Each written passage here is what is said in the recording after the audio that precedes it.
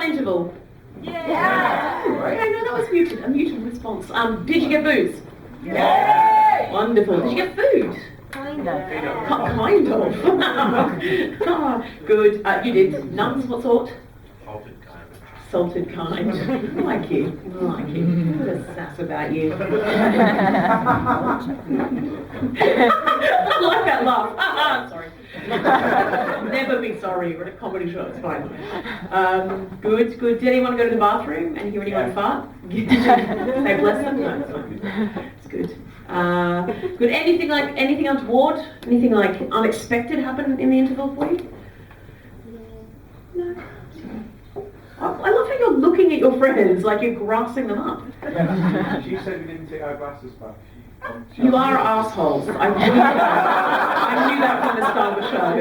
This lady's awesome. You're cool. And I like that you noted that, yeah. Oh, hang on. Wait. Were you noting that about them or you as well? Like, we... No. You're distancing yourself there. That's good. I like it. Like, never disclose anything dodgy about your financial, like your tax return or anything, because she'll be on you. She's going to grass you up. Anything like that. Good. Well, welcome back. That's very nice. I'm glad you all had a nice interval. Did anyone make a new friend in the interval? Good. A laugh there at the mere idea of talking to strangers. Well done, Brit. Good. Where I live in Dalston, I'm trying to get a measure of whether it's similar to where you guys are in Newcastle. We're really good at something called found furniture. In Australia we call it hard rubbish. You know what I'm talking about. I'm going to ask you in a second what you've seen on the streets here. But if you don't know what found furniture is, it's when you're walking down your street and outside your neighbour's house they've just dumped like a three-legged coffee table or a wonky bookcase or a fucked up washing machine. And sometimes your neighbours have the gall to put like a little post-it note with a happy face on it saying free or take me. That's basically found furniture, right? My area is very good at it. You find some beautiful stuff. It's lovely. What have you guys seen on the streets of like where you guys are from? Like broader Newcastle. Anything cool? Blythe, there's a whole shop for it. There's a whole shop for it. In Blythe, yeah. In Blythe, isn't that just a charity shop? Oh, someone represent. I like it. It's an old garage that's been turned into like a shop where people like will bring their shit that they don't want. Oh my god! I actually really want to go there. After the gig, we're going there, okay? That's a shithole, don't go there. Don't go there. Is this the what's what I'm looking for? Gesture for Gesticulation. don't ever go there. Yeah, or is it like your throat's going to be kind of either of those? Probably, yeah. Blythe. Sounds nice though, doesn't it? Blood spirit. Dead. It sounds kind of Okay, fine, good. Alright, so that's like a whole shop for it. That's amazing. It does sound like someone's capitalised though on people just dumping stuff. My favourite thing about found furniture actually is that whatever people put outside their house, in my street anyway, is gone within the hour. Like it's just like there's always something for anything you put out the front. And I asked this question in South London and there was like a bit of like sort of hubbub up the back, and there was this guy and he was surrounded by his friends. They were kind of nudging, going, tell her. I was like, what is it? What did you see on the street? He goes, no. It's what I put out. And I said, what did you put out, sir? And he goes, I put out like a purple corner sofa. And I was like, whoa, that sounds mean. And he goes, I know. And it was gone in 90 minutes. Boom. And we're like, that's amazing. And he goes, that's not all. I also put out a pink jacuzzi and a disco ball. Gone. I was like, that's amazing. And you've never seen a whole room like laugh, at a guy, and then all come to the same terrifying realization at the same moment where everyone's like, oh, wait. You own that stuff. What are you, a pimp? Turns out he was a pimp. That's just my target audience. I think I've just called you all pimps. I'm really sorry about that. No. But yeah, where I live, it's totally true. In Dalston, it is fantastic for found furniture. It's really good. I've been living there 1 week and I hit upon the jackpot. I was walking down my street and outside a cafe I found a table, 4 chairs, a tablecloth. They'd set the table, which was weird. But what a haul! Oh my god, it took me ages to pack it up. I had to put out the candles. Oh, really dangerous, guys. I think some places have more money than sense though, because I've been to that cafe and there's nowhere to sit. Like, guys, I got a table if you want to borrow it. You can, it really matches your decor. Gets even better because, guys, last Sunday night I found some wheelie bins outside everyone's house. Oh my God, what a haul! I took them all. Took all night. They're in my back garden now. The rats come at night. Please God, help me. What have you seen outside your house? Come on. Yeah, that, I know, we've got a whole shop. What have you seen in the street? Come on. A safe. A scythe! Bloody hell! A scythe! A safe. Propped up? In action? How was it like? It was there, and then 20 minutes when I came back, there was a policeman standing looking at it. I Could be thought something it different. Could be evidence. But genuinely, a safe. A scythe, and then that's amazing. Does make you wonder, doesn't it? Like, do you live in Blythe? No. Old-fashioned, oldie Blythe. Scythe, Blythe, right? Doesn't matter. If you're not clear, found furniture, a simple definition. It's like your neighbour's way of saying, this stuff is all shit! But you might like it. That's sort of saying, good. So a scythe, I don't think we'll top that. No? Good. Are you ready for your first act of the second half? It's sad because there's only 2 people left and I'm having such a nice time. So let's give all our love. Build it, build it, build it, build it, build it.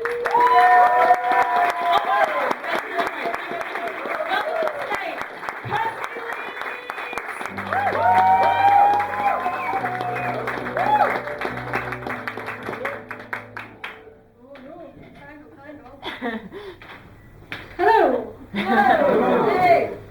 Hello. So I'm a PhD researcher and an ecologist from Newcastle University. Now there are 2 main subfields in ecology.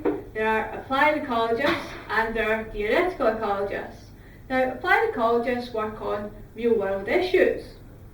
Think species management and conservation. You know, it's hard working and purposeful sounding. And theoretical ecologists, well, that's just kind of what I like to call myself after a hard day's procrastinating. But just in case my supervisors get to hear about this, I'd just like to remind you all now that this is a comedy night and that was a joke, yeah? But the truth is that, most ecologists work a little bit in both fields. So they'll use theoretical or fundamental ideas to inform their applied problems, while sometimes procrastinating at their desks. So, just let me tell you a little bit more about my study species. It's cold-blooded, it's spineless, secretive, potentially aggressive, available in varying shades of blue, and it has offshore assets.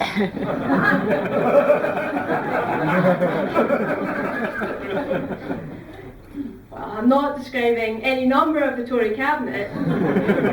This species has a heart.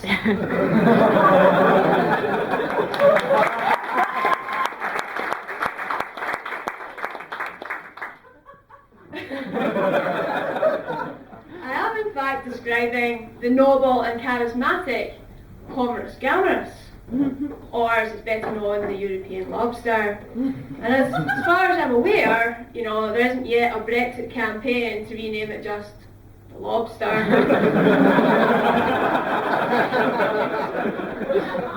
But just in case anybody is concerned about its provenance or indeed its right to remain, these are European lobsters from Blythe.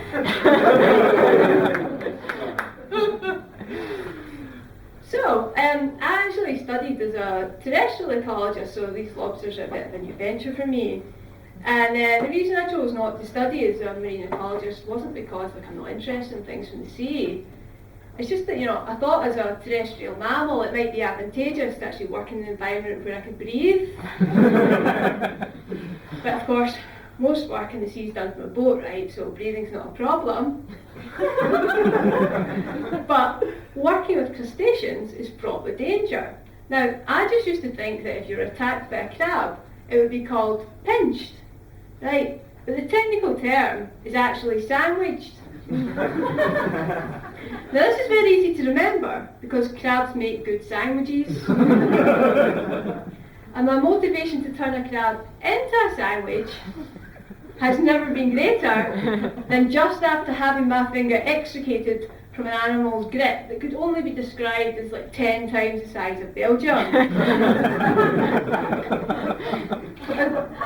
And fish fingers, well, I used to think fish fingers was just a foodstuff, accompanied by baked beans and eaten by small children and students. But fish fingers is actually a recognised medical condition.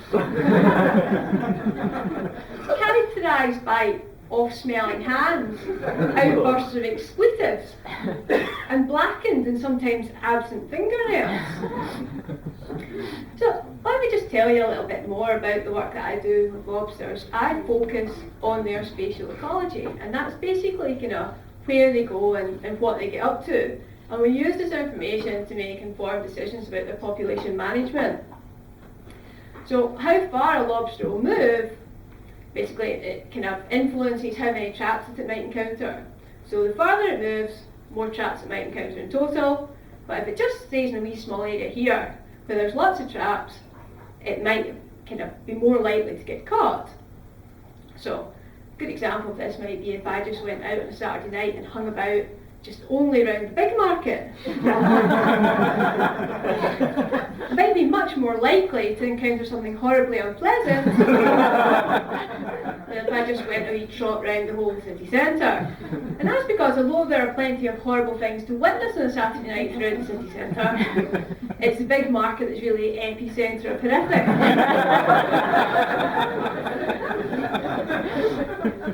So, once I've explained a bit about my work in lobsters, people often ask me oh, do you get to bring any home to eat? Just in case anybody's wondering, the ones from Bright are just as edible as like the ones elsewhere. But the answer is still no, because basically the first things first is that by eating the subjects of your experiment, you really restrict your sample size. And secondly, and I don't know if anybody's ever noticed this, right, but once you boil something, it doesn't really move very much. So if the main objective of your research is to study movement, boiling isn't a recommended methodology. Now, one way that we can study underwater movement is by using acoustic tags, and we fit these to the lobsters and they ping every couple of minutes and they get picked up by a series of underwater receivers, and if every lobster has a different ping, then we can track them as individuals and we can follow their movements. But unfortunately, one of the movements that lobsters seem particularly keen to make is out of the study area. But the lobster is an animal that loves an argument, and particularly over who's got the best shelter. And that's because in order to get a good woman, you need a good boudoir. Now, these lobster arguments, they can get a little bit heated, but the good news is that a lost claw or leg, they can get regrown. And I'm not talking like Terminator capabilities here, but it's a convenient system. And these arguments, they follow some stereotypical behaviour. So we have forward claws, we have claws up, and we have locked claws. Really need 2 lobsters for that one.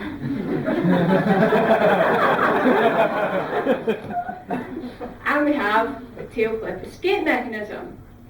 And that is basically when the lobster loses its shit and has to take avoiding action. But I'm not going to demonstrate that one, right, because I've got a spine. So lobsters they can recognise each other and they can maintain dominance hierarchies. And obviously the best way to communicate your status is to just waft some urine. Because lobsters are really crap at names.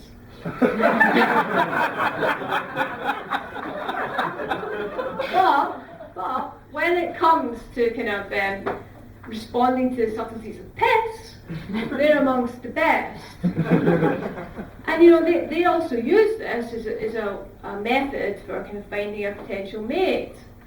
And because nothing says I think you're hot like a stimulated face bladder.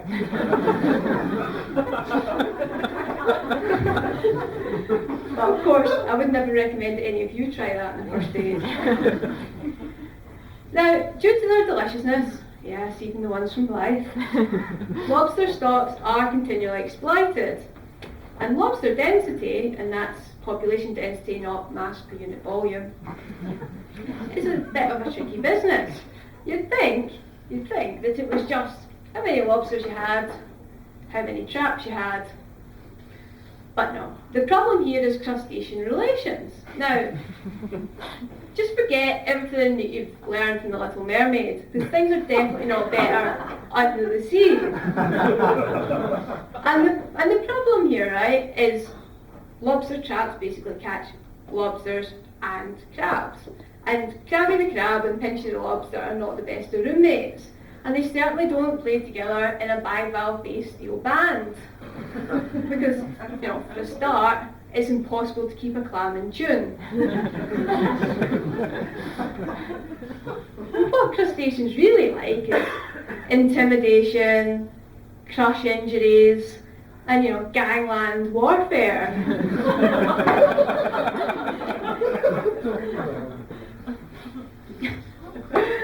But that really messes with our nice idea that the number of traps you have and the number of lobsters that you've caught is related in an easily interpretable way. So basically I'm here tonight to just tell you, forget everything you know about Disney, because what's really required for the sea is a complete remake by Quentin Tarantino. Thanks very much.